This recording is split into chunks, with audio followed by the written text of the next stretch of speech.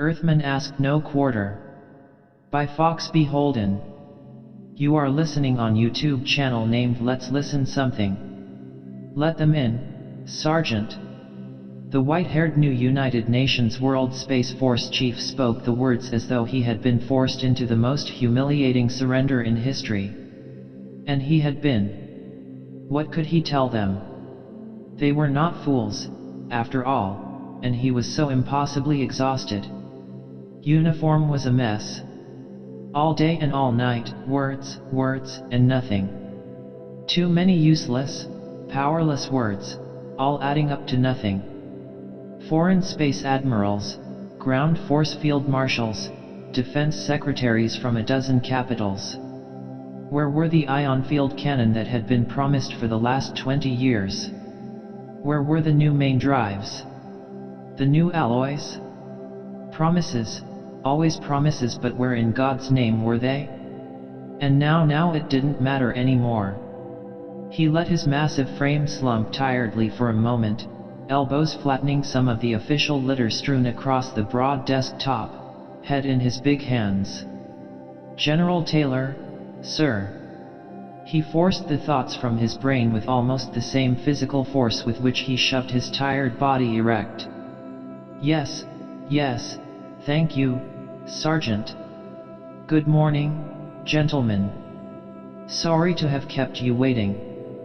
There were perhaps 30 of them, all civilians, all crowding for a spot nearest the huge desk, all with stub pencils and sheafs of rumpled newsprint in their hands. A couple of flashbulbs went off. General, can you tell us what the aliens' intentions are? And it had begun.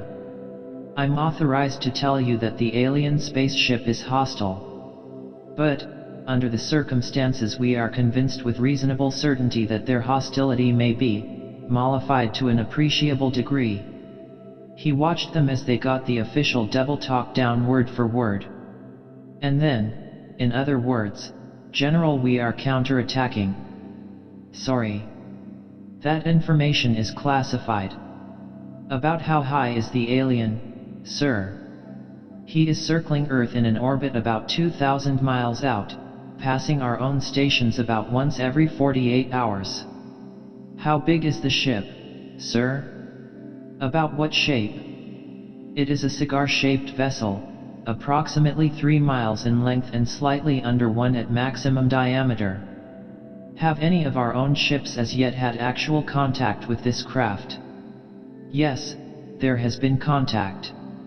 I am sorry that for the time being the result cannot be disclosed. There are rumors, General, that the 402nd Space Wing sent a 5 or 6 ship element of J-83 Lancers from Lunar Base, and that the ships have not reported back. Is this true, sir? It is true that they have not been heard from since they left. Then a young, unquavering voice cut in softly. When is it to begin, sir? And when will we?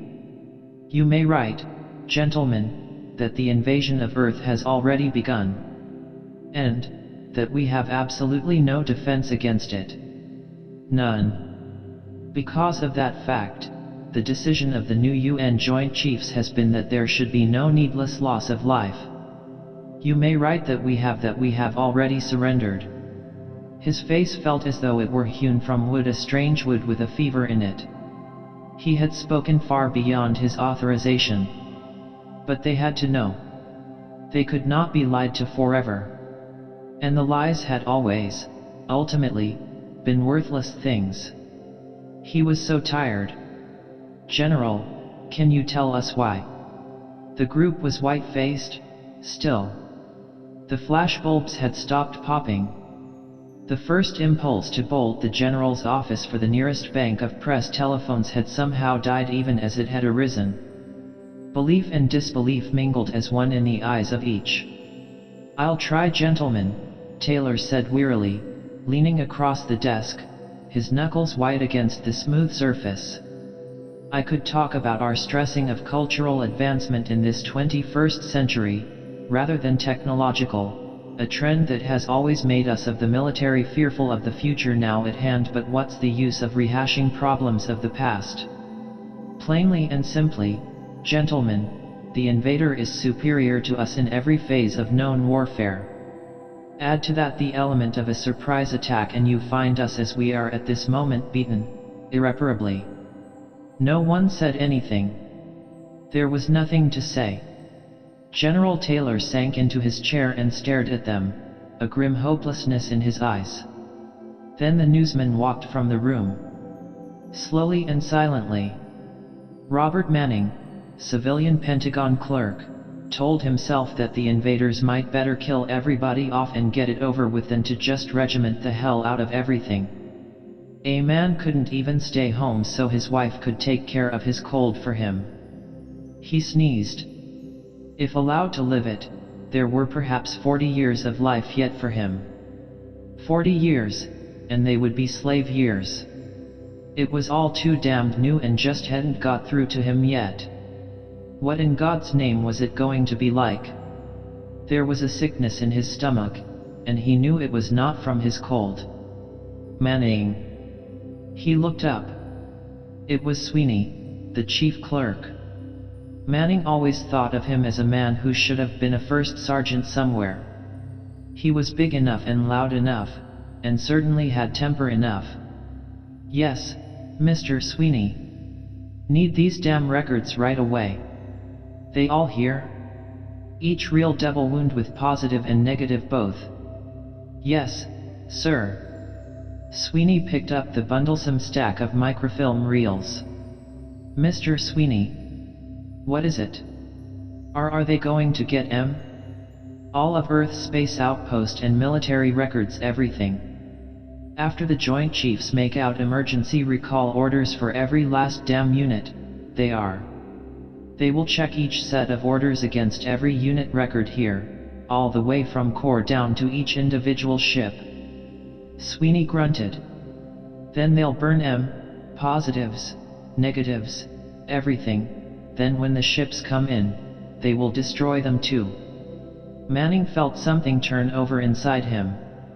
General Taylor. What the hell can Taylor do? Christ, you're better off than he is. Once every ship is back here and busted up, he won't even have a job. Maybe not even a head. Every ship. They're all there, Mr. Sweeney. Positives and negatives double wound on every reel. They better be. Or you won't have a damn head. Sweeney turned and steamrollered out of the office, with every existing record past and present of General Taylor's new UN World Space Force under one beefy arm. For security reasons, Manning realized, there had been made but a single copy and negative for each of its units. His desk was an old one, practically an antique dating back to the 1940s, and his sonotyper was buried deep in its insides on a wooden shelf that folded out to meet you in an awkward manner when you pushed the desktop up, over and down. Manning pushed, and with a couple of bronchial grunts produced the sonotyper. He fed in a continuous paper spool, turned on the current, unhooked the compact microphone from the machine's side, and began dictating the rest of his day's work. Something got kicked viciously out of the key bed. Black, shiny squares of something. All he needed was for the sonotyper to go haywire and start shooting its complex insides all over. He stopped dictating to remove his glasses and dry his streaming eyes. His vision cleared, and for an instant settled on the shiny things that had landed near the front edge of his desk. Hunks of microfilm. He picked them up, held one to the light. Words. He fished in a drawer, found a magnifying glass that was used for half-obliterated old files. He could see the words better, but they were backwards. He had the negative. Impatiently, he grabbed the other square, and read it, and shivered. And again, it wasn't his cold that was bothering him. He would have to call Sweeney right away. Light Space Brigade, Experimental. Temporary Outpost, Callisto. Force, 20 Lancer-type J-88 destroyers. Complement, 600. Commanding, Colonel Jeffrey Steele. He felt his insides turning to cold jelly. He would have to call Sweeney. God. Sweeney would skin him alive. Somehow, the tail ends of one of the double wound reels must have stuck out a little, got sliced neatly off when he'd hastily jammed its pan cover back on after inspecting it. Then the severed squares of microfilm had slipped down, unnoticed, through one of the desktop cracks where the sonotyper fold-away unit was, and landed in the key bed. Only Sweeney wouldn't understand it that way. And the Joint Chiefs? Oh God, no. He had to think. And he thought of that other name. On the microfilm record Steele, it was, who commanded 600 men, 20 J-88s. He thought of 40 years of slavery. And then he was doing a crazy thing crazy. While no one looked, Robert Manning sneezed and blew his nose and touched the flame of his cigarette lighter to the 2 squares of microfilm. The white-faced communications sergeant stood just inside the door, and this time he failed to be impressed with the unusual smartness of the colonel's acknowledging salute. The thick sheaf of yellow papers he held in his left hand was trembling visibly, noisily, and he couldn't make it stop. Well, Grady, what is it? You look as though you'd picked up a telepath message from one of our Khalistan cap crawlers, or something. He reached out for the quaking message the sergeant held, and the communications man smiled nervously and held it out to him. Sorry, sir. I guess I just... No trouble, boy. The stocky black and silver uniformed figure paused in its movement, the thick pile of yellow papers momentarily forgotten. All of Steele's personnel seemed like sons to him. Even the raw recruits who had previously never been further out than Earth's own moon. Sometimes, during the lonely hours there had been in the fastnesses of space, he had surmised it was because there had never been a real son of his own with whom to share the adventures of his calling. But hadn't it been space itself that had denied him those many things other men could take for granted, the things for which he had never quite been able to trade? 40 years of it. Venus to Pluto. Deep space at the system's rim and beyond, to the very edge of infinity itself. Sometimes this deep hurt within him seemed too great. And yet, somehow, it seemed always worth the venture. One day, no matter the cost or the hurt, men's outposts would be flung to the stars themselves. This thing he knew. The sergeant was speaking, and there was a fear in his eyes. Something's happened, home, sir. You'd better read this right away. All the way to the very end, sir. Steele ran a freckled, stub-fingered hand slowly and deliberately along the close-cropped iron-gray side of his squarish skull. Attention all stations, the message read. Urgent imperative. Earth has been successfully invaded. The rapidity, timing, and infallibility of the attack has made the necessity of immediate capitulation unquestionable. The following listed units are therefore commanded, for the good of the planet, to return to home Earth bases at once, with all armament either completely dismantled or destroyed. The conquerors have warned that failure to comply with this command will result in wholesale liquidation of Earth's populace. The long list of outposts followed for 15 closely spaced pages. The message was signed Taylor, General, New United Nations World Space Force, commanding. Steele suddenly felt himself struggling to keep order for full-scale attack bottled in his throat. Then he fought to keep from simply cursing. He fought to keep the hot, quick panic in him from boiling into some unthinkable suicide. The sergeant still stood before him, the thing of awful fear deep in his eyes. Get Major Zhukow at once, Sergeant. Yes, sir. But sir. What is it? His jaws hurt, and he could feel the words hissing from between his teeth. The list, sir. We're the smallest and newest unit there is, so we'd lie right at the bottom, page 15. But we're not there. We're not listed at all, sir. He looked. Grady was right. And okayed and signed by Taylor himself, no mistaking that. Get Major Zhukow, Sergeant. On the double. Yes, sir. The communications non-com stumbled awkwardly. Acclimatization to lesser gravities came quickly only with long experience. He recovered, and then in a curious loping fashion began to run. For terse seconds Steele spoke clipped words into a unit communicator. And then he waited for Zhukow.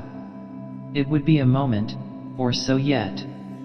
He looked at the message again, reread it, tried to glean information from it that it didn't contain. It told what, but it didn't tell why. Nor even how. It was just a command, to be obeyed like any other command.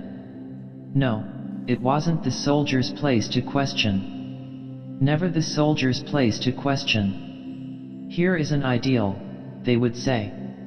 Here is the thing you must work or fight for.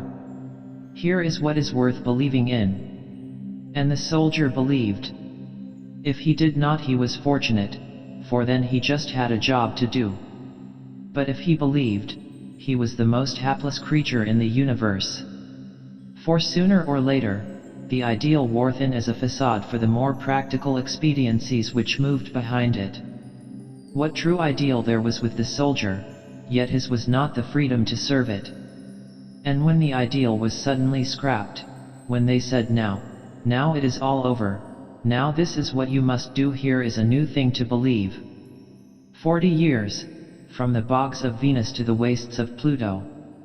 He looked again at the list headed all units, and checked them, one by one. Grady had been right. Experimental simply wasn't there. Maybe an experimental light space brigade on a dark little world like Callisto could get lost in the shuffle. But he knew better. With Earth at stake, Taylor would allow no such error. Taylor knew every one of his units by heart. He must. He thought about Taylor. He thought about him the way he had known him, as both soldier and individual, as general and as a man. Character. Principle. Guts. The three biggest things about Taylor. A man who followed orders to the letter, a man who would surrender of his own volition, no matter what price to pay the piper. That was where the principle came in, the character, the guts. He looked at Taylor's facsimile signature again. Signed by force? By threat? Obviously. The message itself said as much. But if somehow there'd been a mistake, a record overlooked, Taylor would know, and would. But who else would know? At a glance, who else would know? And then how much would Taylor dare? For one of the rare times in his life, Steele was frightened to his core. Colonel Steele, sir. Major Zhukow snapped a perfunctory salute, put himself at rest and lowered his towering square-cut body into a laxer chair. The healthy pink in his broad face and the purposefulness in the set of his clean-cut features made him look younger than he was, and the close-cropped black hair was like an added insignia of his profession to his perfectly fitted uniform. You'd better take a look at this, Georgie. And then we've got to get things moving. Steele handed the order across his desk. He waited while Zhukow read. He watched Zhukow's face. It seemed to gradually coagulate. And when he was finished, Steele said, "Now find us on there." "But I don't anything else. Any other details?" "Is this?" "It's as true as the leaves on your shoulders, Major. And that's all there is, so far. Grady will be in with anything else when and if it should come." "Well? What are you thinking?" "Thinking?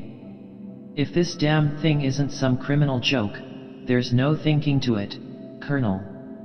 We just go, period. I'll get. Just a minute. Did you try to find us on there? What do you make of that? A mistake. Some clerical mistake, that's all. What else could be made of it? On an order like this. Steele shifted in his swivel seat, and a neglected spring squawked its protest. Suppose, he began slowly, it was a mistake, Major. But Taylor put his name to it anyway, just the way it is. Now, do you think he'd be likely to miss such an error? Zhukow hesitated, a scowl corrugating his wide forehead. No, I don't think so, but whether he was likely to or not hasn't anything to do with it. The mistake was made, he didn't catch it, but he signed it, sent it, and it means us like all the rest of them, period. I think he caught it, Major. What do you? I mean just that. He caught it. And still signed it. Colonel, don't be crazy. With a gun in his back. Just the point. The people holding the gun would of course have grabbed the records as a check against Taylor's written command. It's the only way they'd have of knowing what was what. They'd do all they could to make sure they were given the complete works, of course, but ultimately, they'd have to trust Taylor, trust his fear of their terrible power and staggering advantage. Only let's say there was a mistake. One way for it to be caught. Taylor, he'd know at a glance the one man who would. And he still signed it. Nuts, Colonel, nuts. What you are suggesting is absolute nonsense. With the lives of billions of people in the balance, you mean he'd leave it up to us? With only 20 J-88s? With a planet full of people in the balance? Sir, do you think Taylor's a lunatic or something? Steele groped for an answer that would take the cold logic out of Zhukow's questions. The exec had to be wrong. There must be an answer.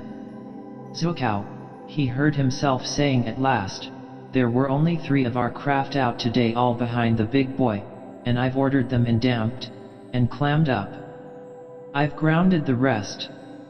And if we don't get anything from communications within the next couple of hours, like a notification of error and correction, you must be out of your head, Colonel.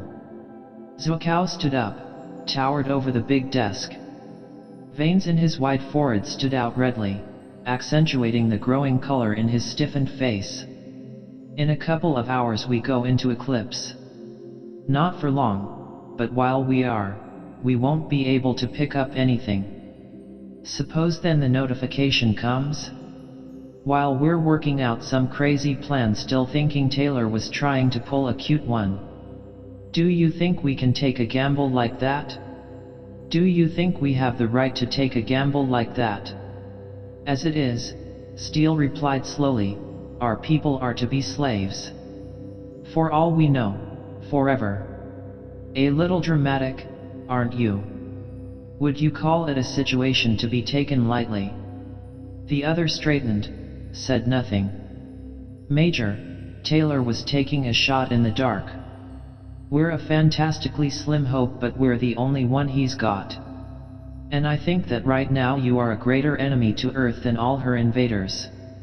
Liberty or death, Major, that's what Taylor was saying to us when he knowingly put his signature to a fluke error. Oh, for God's sake, Colonel, come off it. It sounds just Jim dandy, but you haven't even got a plan. Infinity to 0, those are your odds. And if I thought you were seriously considering not going in, I'd... Yes, Major, you'd what? The door opened. It was Grady. There was a communication folder in his hand. Silently, Steele took the folder. There was an expectant look on Zhukow's flushed face as his superior read the brief message. Then Steele looked up. No, he said. It's not a notification of error and correction. Simply a follow-up directive ordering all recalled craft to navigate the final 10,000 miles of their Earth approaches in intervals of not less than 20 minutes each. Seems the invaders have their entire headquarters and supply set up in a mothership circling Earth, and they aren't taking any chances. Under these conditions, then, as far as we are concerned, Major, the conditions are the same. For a moment Zhukow stood immobile, his dark eyes snapping down to lock with Steele's. But the colonels did not flinch. And then the Major pivoted, and left Steele suddenly alone in the small office. He had hardly completed the all-units bulletin when the call buzzer from operations sounded. Within the next hour his 600 men, his 20 small J-88 Lancers would be loaded to the fins with all the arms they could carry, and then, fleetingly, the thought nagged at him. Was Zhukow a coward or right? 20 tiny J-88s balanced against the lives of 4 billion people. Yet there would be surprise, and the overconfidence of a powerful victor after an easy conquest. And more, there would be the will of a small band of men. He flipped up the buzzer switch, and the operations lieutenant appeared on his small desk viewer. Yes, Lieutenant? Did your group have some difficulty in understanding my bulletin? No, sir. We're getting things space shape at our end right now. But, sir, you said that 20 craft were to be prepared. Yes, that's correct. All of them. But there will be only 19, sir. Major Zhukow blasted off nearly a half hour before your announcement, in a completely unarmed J-88, and he said on your authorization. For a moment Steele said nothing. His mind seethed, yet he understood. Very well, Lieutenant. You will stand by for a second bulletin. The young officer's face faded from the screen, and Steele tried to think. Obvious, of course, but he wondered how much Zhukow could be blamed. A frightened man. A coward, perhaps, doing what he thought was right. But it was not right. And they must now act swiftly. For if the enemy were warned in sufficient time, infinity to zero, Zhukow had said, were his odds. Perhaps. But there would be 19 J-88s, armed to the fins. They had kept Zhukow waiting 3 hours after he landed. He had immediately been placed under guard upon setting the unarmed Lancer down at National Spaceport, and they had not believed him until his shouts of protest had been overheard by one of their officers. It had almost been for nothing. But now they were taking him to the Pentagon, into Taylor's own suite of offices. And Taylor was there. A different-looking Taylor than Zhukow remembered, no longer the bulky, solid-looking figure. Wan, drawn, as were those few of his staff working with him under the orders of the alien commander. It was the alien who spoke. Taylor sat white and silent. My officers inform me that you have attempted to convince them of an impossible story, Earthman, he said. He was man-like, only taller. His head was bald and like a fleshless skull, and there was the glitter of a strong intelligence behind the widely spaced double-lidded red eyes. And Zhukow repeated his story. Shamefully, fearfully, he told it. And as he did, new color flushed Taylor's lined face, then subsided to the whiteness of helpless anger. Your story will be checked carefully, the alien commander said in a slurred, yet fluent English. If it is true. And that was all he said. There was a sudden flurry of movement, and General Taylor had wrested a weapon from the alien's belt. He squeezed its trigger in quick, desperate spasms. Squeezed, squeezed. Zhukow lay headless on the floor. Zhukow, the alien commander, and his guards. Hide them. We've got to hide them. Taylor was yelling at his paralyzed aides. If Steele can pull it off, can wreck that hellish mothership of theirs, they'll be cut off down here, done for. Come on, for God's sake, help me. They sprang into action then. And with the weapons from the slain aliens, waited silently behind the bolted office door. Taylor's wasted frame was tensed. Minutes, hours, or death in seconds, perhaps. They could only wait. They came out of the Sunday. 19 flat, finned, streamlined shapes, orange flame gouting from them as from the lips of hell itself, hurtling headlong with some terrible vengeance glowing in their overheated tubes. Then space was suddenly gaping holes of searing color, bursting soundlessly as the 19 became 17, 14, 12. The 12 became 10, and it was as though the bowels of the sun itself had erupted to the right and to the left of them, and everywhere before and behind them. 8 of them completed the first pass, and already there were yawning holes in the gleaming hide of their enemy. They turned, came on again. Their torpedo tubes sparkled, and 5 full salvos struck. The alien mothership spilled white flame from a gaping rupture in her flank, and 3 ships were left to close a second time. Then 2 flat, finned, streamlined shapes did not pull from their pass. They hurtled, instead, headlong into the wounded juggernaut's very heart. Drunkenly, and with almost deliberate slowness, it split in two, a slain thing, spewing its broken structure and shattered creatures with crazy abandon toward the great blue seas of earth beneath. One now there was, its flagship insignia half scorched from its twisted, battered hull.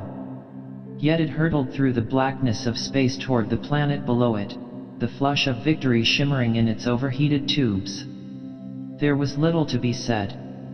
General Taylor stood at the side of the white hospital bed, and Colonel Jeffrey Steele, his head swathed in bandages, looked questioningly up at him. "General," did Major Zhukow. Taylor's mouth was grim. "He reached us and the aliens. But we managed to take care of the situation, to give you time." The general's features softened. "You and your crew a magnificent job. Earth is proud. We were lucky, sir." Steele attempted a grin. "Tried hard not to make any mistakes." Taylor smiled then, his laughter an emotional release they had both been seeking. "I occasionally overlook mistakes," he said. And then the two men laughed together. For a long time,